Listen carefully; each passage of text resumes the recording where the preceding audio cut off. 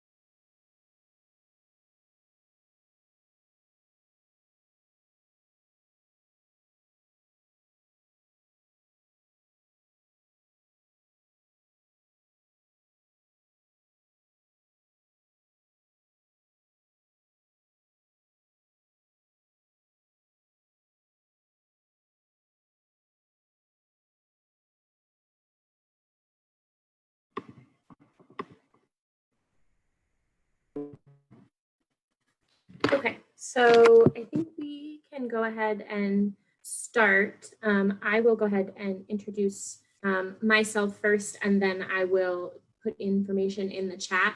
I am Megan Collins. I'm a staff attorney with Disability Rights Maryland on the education team, and I am going to pass it over to. Hi, everyone. Thanks so much for being here for another question and answer with us. My name is Megan Berger. I'm another education attorney on our team, and we are excited to be here and answering all of your questions. And we also have Susana Barrios with us. And Susana, you can introduce yourself.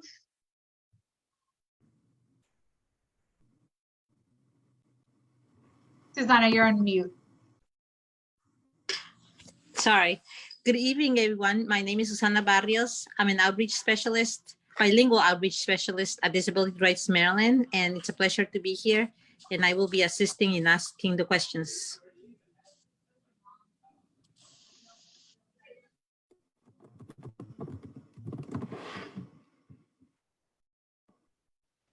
And I am putting this in the chat for folks who are looking for our transcription services, but we received notification late today that we were unable to get transcription services. So unfortunately, for this week, we are going to add the closed captioning after the live event is over.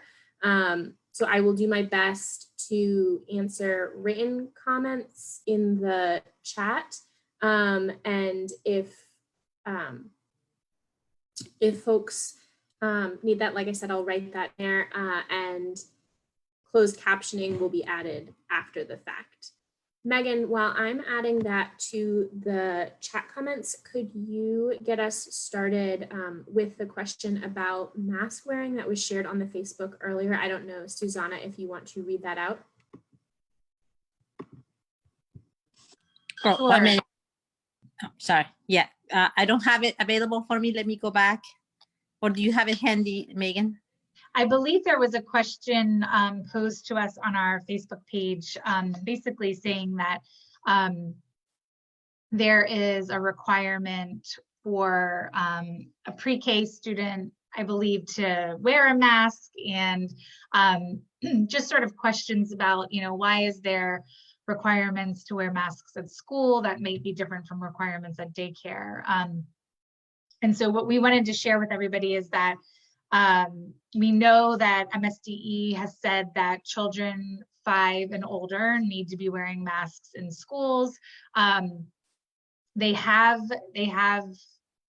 put out a technical assistance bulletin about tips for supporting students in wearing masks.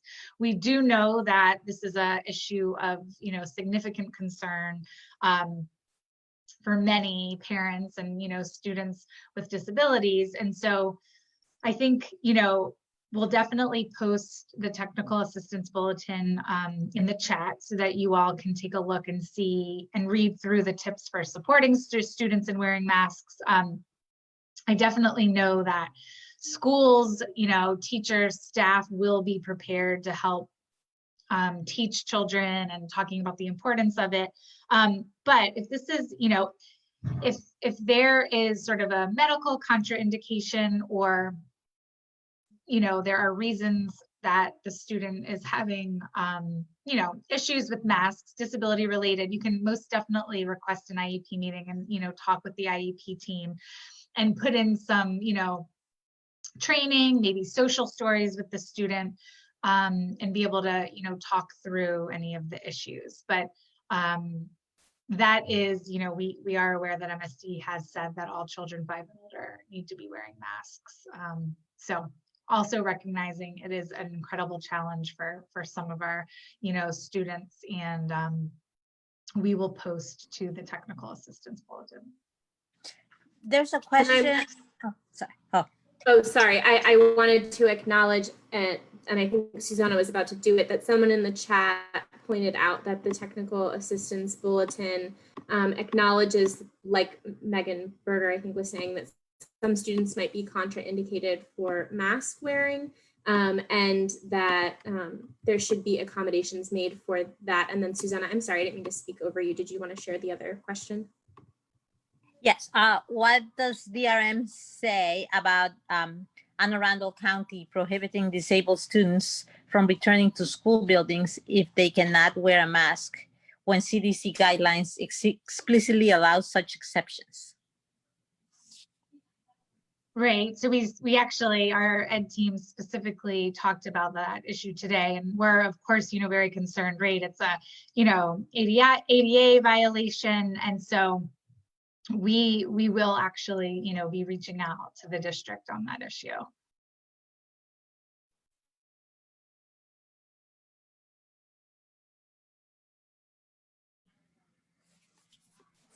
And I just wanted to,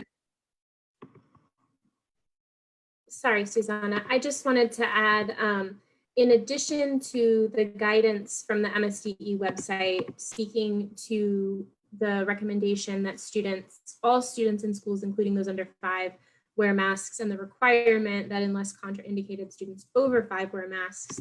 I shared that guidance in the documents, and then I shared the technical assistance bulletin on tips to support mask wearing for students with disabilities. I shared that technical assistance bulletin from the Maryland State Department of Education in the comments as well. And I just wanted to make a comment about that while we are talking about mask wearing. In listening to different board meetings and planning meetings, one thing that I know that some school district folks had flagged was that students with disabilities and all students, young students in particular, had surprised many school staff with how quickly they were able to learn and adjust to mask wearing at school. Even for some students who are wearing them in the community, they're not necessarily wearing them for the length of time they are in school, but hopefully schools would be able to use this technical assistance bulletin from the Maryland State Department of Education and use the tricks and techniques that they have available to them as educators to be able to encourage the development of that skill, just like they would encourage development of other skills for our youth.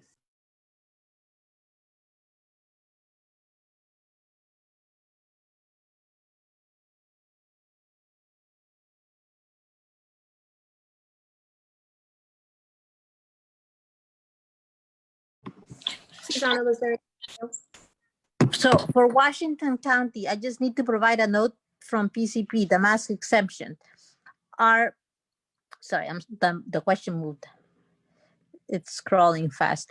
The mask exemptions are on page 9 of the Maryland Mask Ordinance. That was just a comment. And there's a question in Spanish. If my son is under an IEP plan and he started in Prince George's County, and just now he is given a changed for Baltimore County, I guess for Baltimore County. Why are they I'm sorry. Give me a second because I need to translate it in my head before I translate it. Si mi hijo está bajo el plan 504, él lo empezó en el condado de Prince George's y justo ahorita me le han hecho el cambio para acá, para Baltimore. ¿Por qué el área de mi pregunta es en qué tipo de ayuda puedo obtener aparte de la que la escuela le da? All right. So my son was under a 504 plan in PG County and he just changed to Baltimore and to the area of Baltimore. My question is, what type of help can I get besides what he's getting at the school?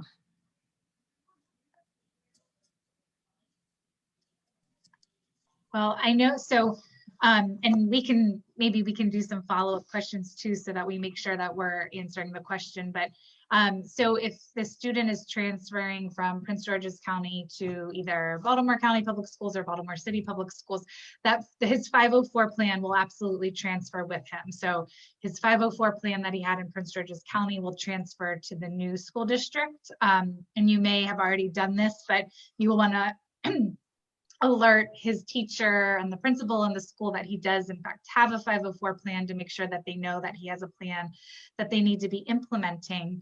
And if you feel like he needs, if you feel like he needs additional services and that he might need an IEP or he would qualify for special education and related services, then you could request a meeting requesting evaluation for special education. But you do definitely want to make sure that you alert the new school system and his new school principal teacher to the fact that he has an existing 504 plan in Prince George's County. And we're happy to answer additional questions for you if that didn't answer your specific question. Entonces, para la señora Sarabia Rose Rivera, puede que si no le contestamos ahorita la pregunta, puede que nos dé más información para poder aclararla. Pero si su hijo tiene un plan 504 y fue transferido para ya sea Baltimore County o la ciudad de Baltimore, es importante de que usted deje saber a la escuela, al director y a los maestros que su hijo tiene un plan de 504 y si usted cree que él necesita servicios de educación especial o un plan de educación especializada, es importante que usted pida una reunión y nosotros le podemos dar información de cómo hacer eso. Si esto no contesta su pregunta, por favor póngalo por escrito para poder darle la respuesta. Okay, so related, this is another question. Related to my question above, sorry. I got the question above. I can read it out. Yeah. So someone asked, can you give some general direction for anyone going into an annual IEP meeting? If a child hasn't met goals, should they receive more services in order to close the gap as a result of loss last spring? So I'll go ahead and start with that one, and then I'll read out the follow-up and pass it over to Megan Berger. So general advice and direction that we've been giving parents going into IEP meetings and 504 meetings for that matter is to take the last plan, so IEP or 504 plan that you had in place prior to the school closure, and make sure that you save a copy of that and take it in with you to the meeting so that you can review what the present levels were on that document and what the goals were. And that's important because throughout the closures, there have been a lot of different documents used, individualized continuity of learning plans or distance learning plans or IEP amendments. And as we're transitioning back to school this fall, the teams should have been considering the full IEP. And especially as schools are looking at doing annual IEP meetings or are looking at doing IEP meetings to transition back to a hybrid model, it's important that the team is considering that full document. And so having a copy of that is going to be the most important first step in walking into that meeting, because the team should go line by line throughout that IEP from prior to March 13th or whatever it was, and should look at each goal and each service and identify whether that need has been met, whether that goal has been worked on and any progress has been made. And if progress has been made, the goal should be adjusted accordingly. And deficits should be addressed, deficits and skills should be addressed as they would be on an IEP at any time. To the extent that a student hasn't made progress or a student has a deficit that they have been unable to work on, or the school feels they would be unable to work on in a virtual environment, the team should have a discussion about what accommodations could be made, or what changes in the provision of instruction need to be made in order for the student to work on that skill. So walking down the IEP goal by goal, service by service, and reviewing what was on the IEP from the spring, what has happened to work on that goal, and where the student is at on that goal, and what needs to be addressed this upcoming year, and then discussing any differences in the way that instruction is provided that need to be made. So for example, if teletherapy is going to be appropriate for certain services, or if teletherapy is not going to be appropriate, or if it's a mix, some things will be able to be worked on and some things won't. So that's the general advice of how to approach the meeting itself. And then to address the question about if a student needs more services in order to close the gap, so that's talking to regression, or I guess lack of appropriate progress. Either one is something you'd want to look at, and that is something that's top of mind for a lot of parents and a lot of advocates right now. And where it gets tricky is that, and we've talked about this in some previous Q&As, is that the failure is oftentimes still ongoing. It's very rare that what is being provided to students right now is a free appropriate public education.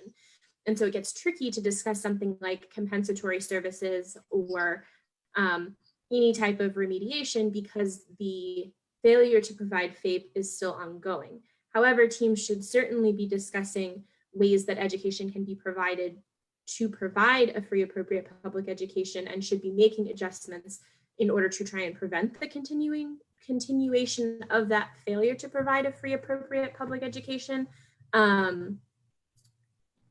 So that part, as far as specifics about receiving more services and trying to close the gap, does get tricky. I don't know. I'll pass over to Megan Berger for any thoughts on that right now before I read out the continuation. But it might be easier, and how we've been handling this is looking at things on a case-by-case basis, because there isn't really one size fits all as an answer to this question, just like there's not really one size fits all for free appropriate public education.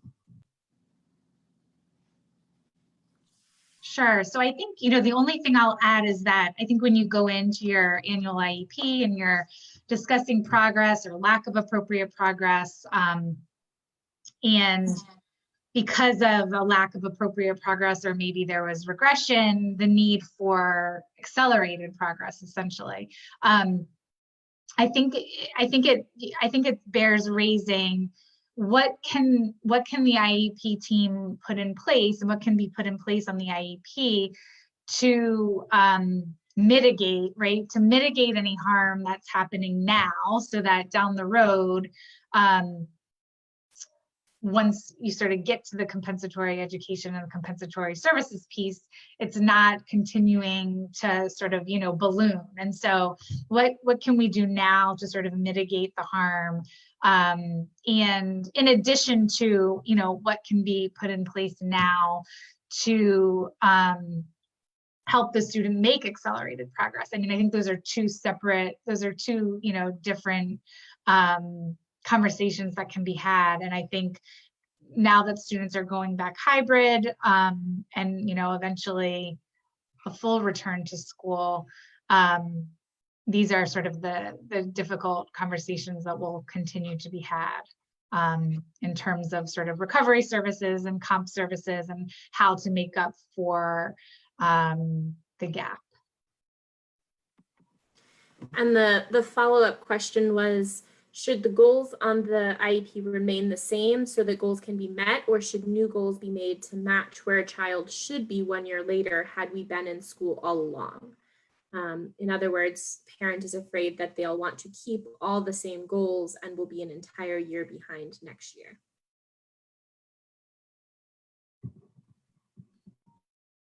Yeah, I think it's hard without, I think it's hard to give advice because, specifically just because we haven't, we haven't been able to, review the records or know any of the details of the specific situation. I think it's a fairly individualized decision and discussion that needs to be had to make sure that, the right advice is given. So I think we could absolutely, recommend that if you want to talk through this particular case and what makes most sense in terms of goals at the annual IEP, you could certainly call our office and we would be happy to, have that discussion with you on an individualized basis for your student. Another question, in Baltimore City, they are bringing back kids with IEPs, but only at 25 schools. Does the fact that they are providing in-person education at these schools create an obligation for them to provide in-person services of some kind to students with IEPs? Sorry, at other schools, it seems like a lottery whether you get in-person instruction or not. So the first thing that I'll say in response to this question is that the district has now and has had throughout the entire school closure the obligation to provide students with a free and appropriate public education. So the district's obligation to provide a student with in-person services is tied to that student's need for in-person services in order to receive a free and appropriate public education. It doesn't necessarily have anything to do with what physical school buildings are open or if any school buildings are physically open. So for example, if a district had no school buildings physically open, but a student required in-person instruction in order to receive a free and appropriate public education, and that was documented through parent observation or teacher observation of the student not engaging in virtual learning or not accessing their education through a computer, then the district would have an obligation to remedy that when schools reopened. And that's when there are even no school buildings open. So if the district is able to safely open school buildings, the obligation doesn't change. The obligation was there all along. I think it just becomes, practically speaking, a little easier to find a place for that student to receive their in-person instruction. But the student's need for in-person instruction isn't determined just by the nature of their having an IEP or a 504 plan or being a student with a disability. It's really determined based on their individual needs. Like every part of their individual education program, it is unique to them and to their needs. So there are students with disabilities and with IEPs who don't need to return to in-person instruction in order to receive their education. But then on the other hand, there are students who do require that. So the obligation comes from the individual student's needs.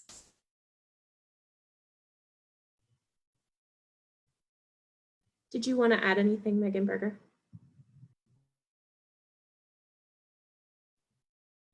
No, I don't think so. I definitely can understand how, it can feel very frustrating when, there's certain schools are open and certain kids are, receiving in person. And we know that city schools, it's complicated and they had to put out a survey and find the teachers that were willing to come back in. But I think, the best way to look at it is how, Megan Collins was explaining, is that if your student, if your child requires in-person services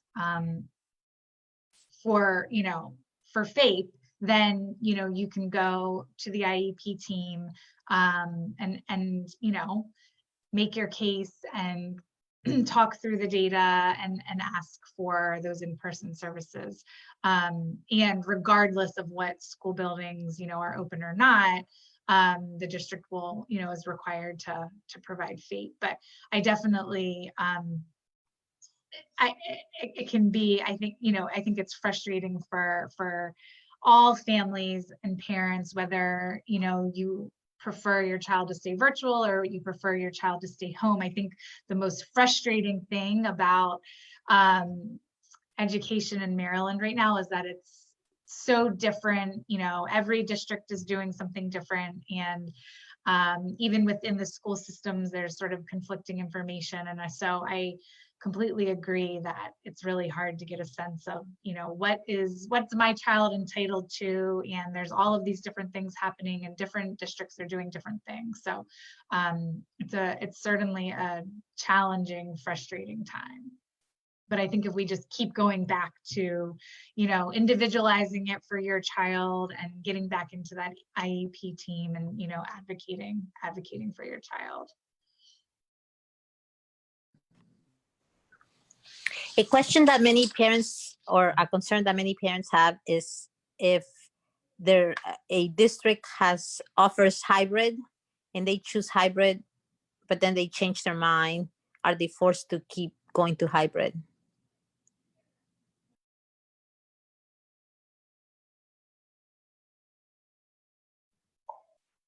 So I can say, I know that we've reviewed a couple different districts' hybrid plans. We certainly have not, we're not aware of every district's plan, hybrid plans and the intricacies of them. I know some districts are, asking parents to opt into hybrid until the end, until January, and then you have a chance to sort of opt in or out again. And I think the advice again is that if you opt into hybrid, and I think we're all very aware that the transition from all virtual to hybrid is going to be really difficult for a lot of students. It's going to be a really difficult transition. And so, of course, I think it's to be expected that some students who, try hybrid, it's not going to work out. And so based on their, unique needs and their individualized needs, they need to return to all virtual. So I think, again, if you start at if you opt into the hybrid program, then you go back to the IEP team and you go back to the district and explain why hybrid is not working and your child needs to be returned home. But I don't think we have any, really good answers at this point, except to say that, yes, it's going to be a really difficult transition, and it's not going to work for all kids. And so that's, again, when you go back to the, you go back to the district, you go back to the team, back to the school, explaining why it's not meeting your child's needs, and, why, based on your child's unique needs, they need to be returned.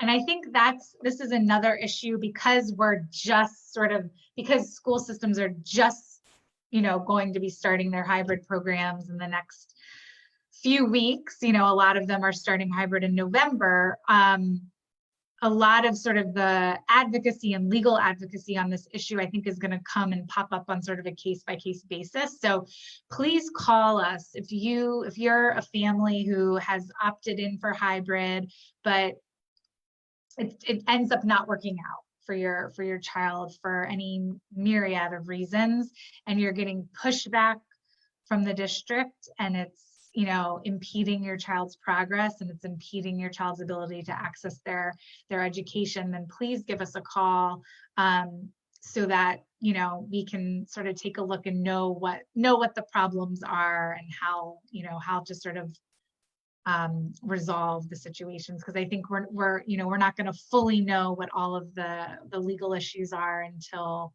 it happens, and so we can certainly anticipate what they're going to be. But definitely give our office a call if there's challenges with respect to the return to hybrid and sort of rigidity and being stuck in a certain education plan.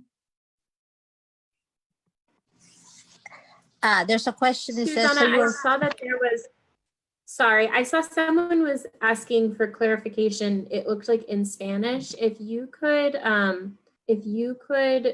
correspond with that person and try and see if they wanted translation of something in particular, or if they had asked another question, that would be helpful. And then I can kind of read out the English questions Okay, for now. I can do that. Okay. So someone was asking for clarification. So are we saying that schools are required to provide in-person services to students who can prove the need, who are not currently receiving FAPE under their current virtual environment? Or is that only going to happen once in-person is available to all students? If now, what does that look like? Are special needs kids getting in-person when the rest of their peers are not? So I want to preface this by saying that something that has been coming up a lot in discussions about reopening is whether students with disabilities are returning to schools, whether students with disabilities should return to schools first before any of their other peers. And so I'm going to try to break it down and break this question down into a couple of steps so that we can be as clear as possible with what our position is as advocates. So we don't want students with disabilities to be discriminated against. We, as a general rule, advocate for inclusion with their non-disabled peers and for students to be educated in the least restrictive educational environment. We don't want them to be separated unnecessarily.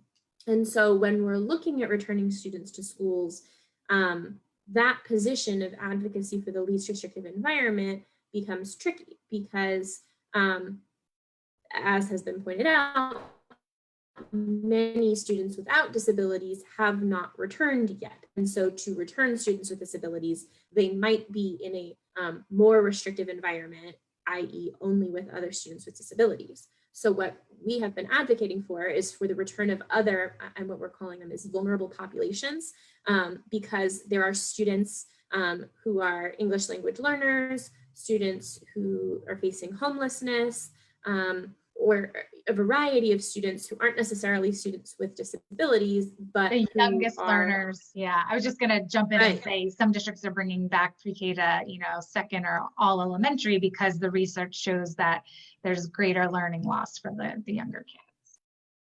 Yeah. So these vulnerable students, our advocacy is that these vulnerable students be brought back together so that it's not just students with disabilities being singled out, but that students who are in this vulnerable population who stand to suffer the greatest loss from continuing virtual instruction be allowed to return and be able to engage in in-person instruction when it's safe. So with that being said, our position is not that students with disabilities should face this risk before other people or should return first and be separated out as different than their peers. Our position is that vulnerable students who are losing the most educational ground or who stand to suffer the most harm are vulnerable to the most harm by remaining in virtual instruction, be able to return to school to prevent that harm. So then turning to your question, whether schools are required to provide in-person services to students who can prove the need and who aren't receiving FAPE. So that goes back to what I was saying before about students with disabilities and their entitlement to a FAPE, a free appropriate public education. The obligation to provide that FAPE wasn't removed because of the pandemic or because of the closures, but this is a place where it gets logistically tricky. Depending on the number of cases in a district, the COVID positivity rate, all of these health factors, and I'm certainly not a health expert, but depending on that, it makes sense that schools might not have been able to provide in-person, face-to-face instruction at certain points. So there has to be a logistical discussion about whether it can be practically done, but the obligation wasn't removed. And so the way that plays out logistically is that the students is entitled to the education they would have received, would have needed to receive FAPE, a free appropriate public education. And so if an educational expert could look at that student and say, this is the amount of progress that they would be expected to make if they had received that education. The student is entitled to compensatory education to put them in the place they would have been if they had been able to receive that education. Is there anything else you want to add on that point, Megan? I don't know. I mean, I don't think so. I think, you know, part of the question might get to, you know, if you're in a district that's still all virtual, or, you know, in a district where for your student, you know, that sort of cohort of kids isn't being returned, but your student has not been able to access virtual education, has not been able to make progress in virtual education, then, you know, what we've been saying, you know, in all of our Q&As is that, and we've been, you know, collecting data to show that there is a lack of progress and the child cannot access the virtual instruction. Then you go to the IEP team and you say, you know, what can we do, because the virtual instruction isn't working. And so then you sort of have to start thinking creatively. You know, are you going to contract with, are they going to, you know, are you going to ask that the school contract with a in-person, you know, para to come in and help your student access it? Or, you know, is the district going to reimburse somebody to be working with the student? Are they going to send the student to a school that is in person? So I think, and, you know, none of this is easy, and none of this, you know, happens, you know, with the snap of your fingers. It's collecting, you know, it's collecting data and really working with the IEP team and, you know, being able to paint a clear picture as to why the student is not able to access the virtual instruction. And if that's the case, then, you know, that the student is not being provided FAPE, and the district has an obligation to look to see how in-person services can be provided. And at that point, there's a bunch of different options on the table. But, you know, it's sort of convincing the IEP team and, you know, having the IEP team decide that in-person instruction is necessary for the student to have FAPE.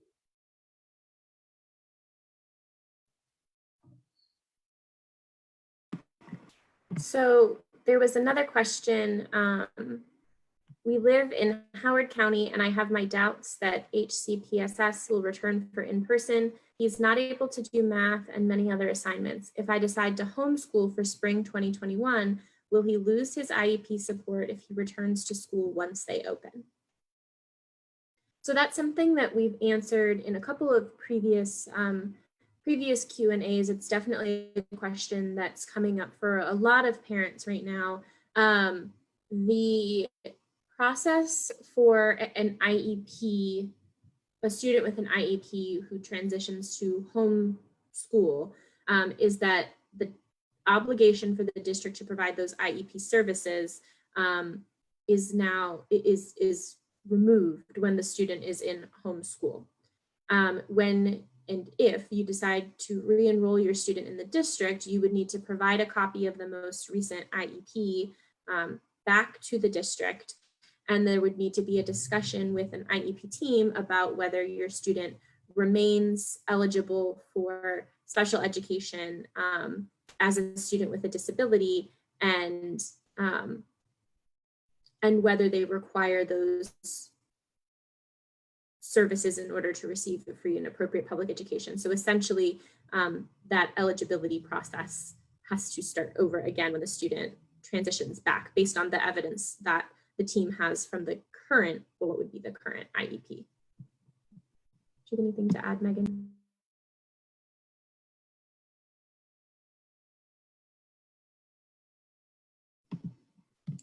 And it looks like, give me a second, it looks like we might have frozen in the line.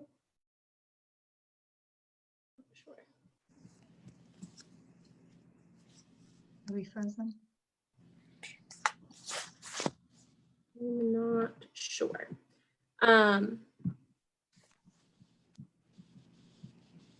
Can someone let me know in a comment if you are able to hear us, because it looks on my end like we might have frozen.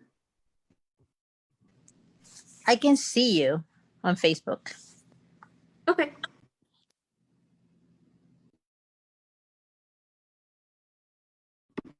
Okay, so I will go ahead and take the next question then. Okay, great. It looks like they can hear us. So someone had asked, my granddaughter is a Maryland student who is attending school in Virginia. What state's rules are followed? The student was sent out of the district because our county could not provide her services. Do you want to take that, Megan? Sorry, I think I'm a little bit unclear on the question. So I might just ask a clarifying question. So it sounds like maybe it's a question of sort of a student transferring from Virginia public schools to Maryland public schools. The other way. Oh, the other way. Okay. So Maryland, a student transferring from Maryland to Virginia. And in that case, you would provide the Virginia school with the Maryland IEP. And Virginia would, sort of essentially be required to implement comparable, IEP services and provide, the accommodations and supports until they had determined that they had, needed to have their own IEP meeting. And then they would, implement the Virginia IEP, but they still are under the obligation to implement a comparable IEP, the Maryland IEP, while they're going through, the process in Virginia. But so all of the accommodations would continue. And it looked to me from the question like this may have been a situation where the district placed the student at the Virginia school rather than the student transferring. And so if that's the case, you can let us know. Okay, yep. The district is paying for a private school in Virginia. They said her IEP is still under the Maryland IEP. Thank you for providing that clarification. That's helpful in our answer. So if the student is a student placed at a private school at the school district expense, and they are acknowledging that the governing IEP is still the Maryland IEP, then the school district, the Maryland school district, has the obligation to provide services in accordance with that IEP.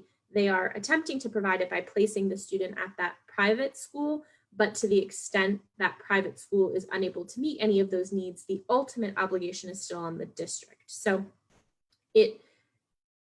there are a couple different levels here. So as far as the private school opening or being able to provide services, that would be governed most likely by Virginia and by the private school.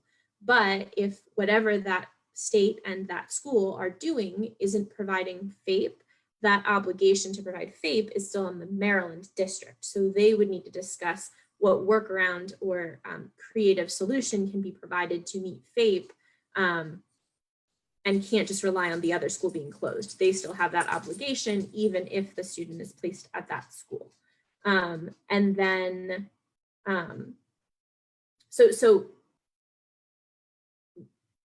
yeah, the Virginia law or Virginia health codes may govern the private school reopening and may govern what they do. But as far as the obligation to provide an appropriate education, that's on the Maryland school district still. And then there was another question. This was one that we answered. We started it off at the beginning.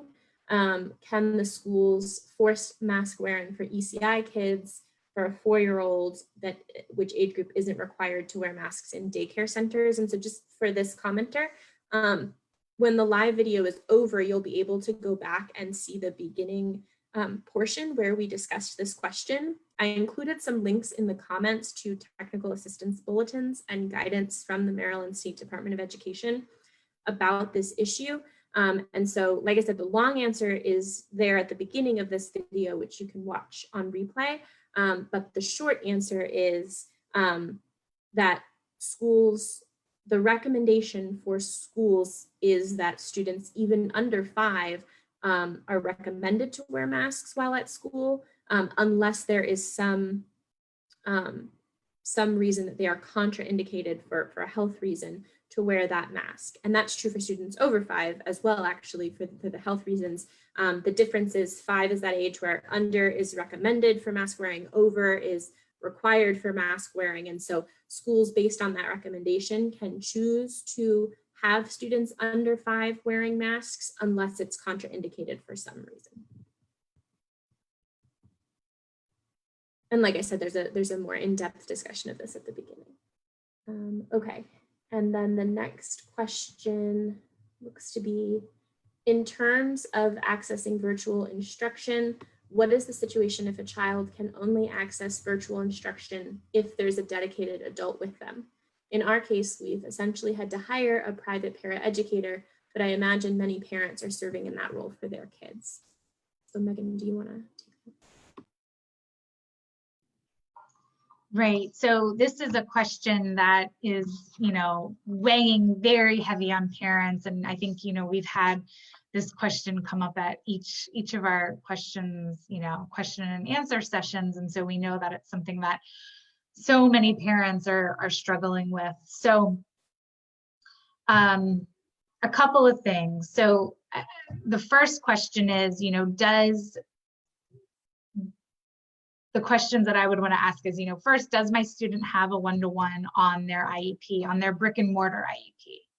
And if they do, then it's easy to go to the IEP team and say, my student requires, is entitled to a one-to-one in brick and mortar. And so how can we provide that in the virtual setting? And so some districts have been providing virtual one-to-ones.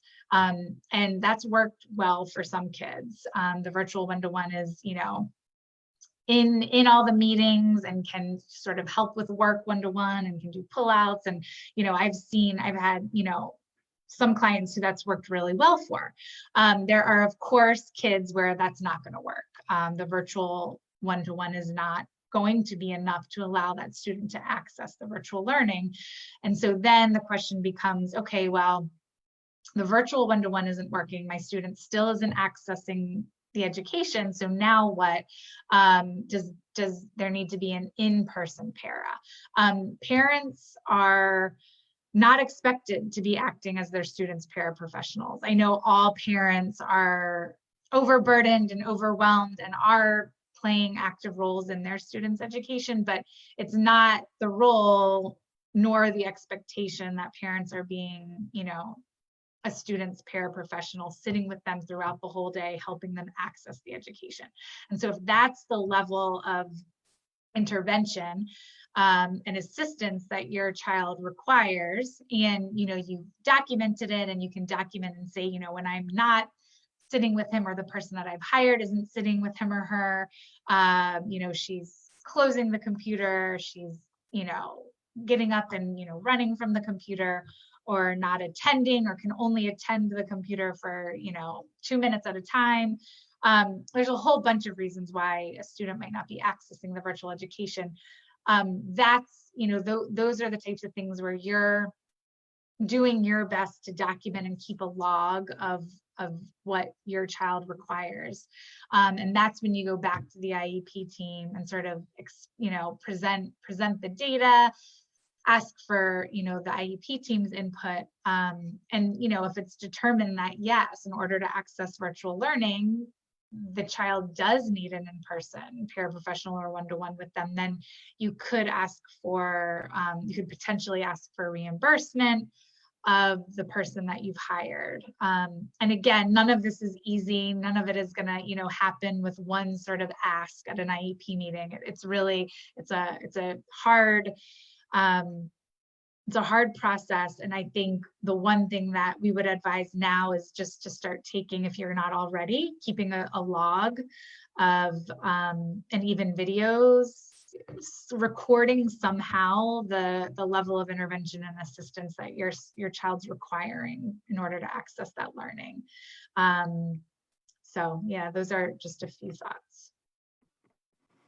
And that answer also gets to another question that came in about a team refusing to send someone to the home to help a student with virtual learning. The team saying they need to see how it goes at home first before sending someone, and the student not receiving instruction in the meantime because both parents are working and the school is pushing them to do things on the parents' time, which is very busy with 4 children. And so to this person who is asking what else, such as OT and speech to the home,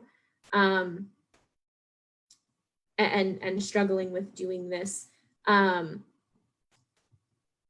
what Megan Berger was just speaking to about documenting it, taking video if you can, and recording your efforts, recording what you are doing with your student and what the school is offering, and documenting through IEP team meetings what the school is able to provide or what the school is saying. Those same strategies would apply to that scenario as well. And then to the extent that that you think you require more assistance with advocacy, you could always reach out for more specific guidance with regard to your individual case. Yes, if there's, if anybody, here participating with us feels like, there are real challenging issues and concerns and legal concerns, with your child's access to FAPE, you can always call our office and do an intake, and, we can talk over sort of the specifics and individual, individualize our conversations for your particular students. I know it's often hard to sort of speak in generalities, and it's hard to sort of figure out how it all pertains to your specific child. So you can always call our office to complete an intake.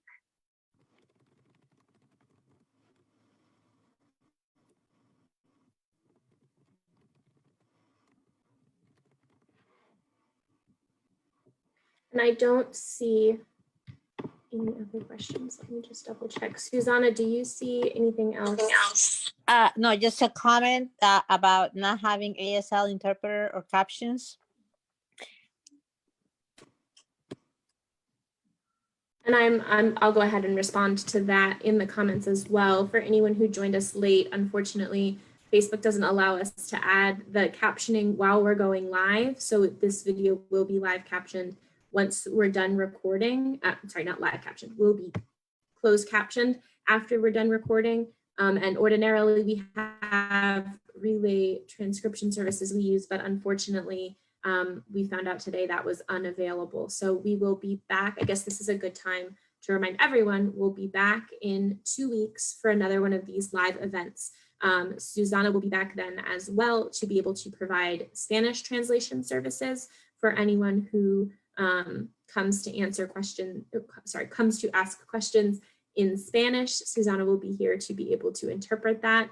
And we have already submitted the relay request for translation for that, for transcription, sorry, for that event. So we will be back in the same place in 2 weeks at 6:30. And we certainly hear the concern about transcription. And unfortunately, found out today we were unable to have that.